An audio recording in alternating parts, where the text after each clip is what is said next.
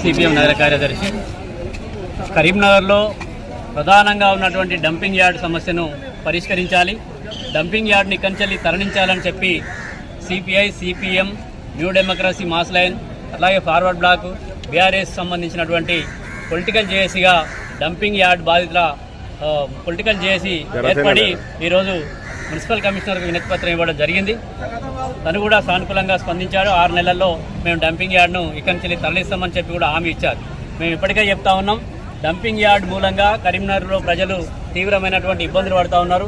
ఎండాకాలం వచ్చిందంటే దట్టమైనటువంటి పొగ వస్తూ ఉన్నది, అంటుకొని గుట్టలు గుట్టలుగా పేరుకుపోయి ఉన్నది ఇక్కడ చెత్త అంతా. ఆ పొగ మూలంగా శ్వాసకోశ బాధలు వస్తూ ఉన్నాయి.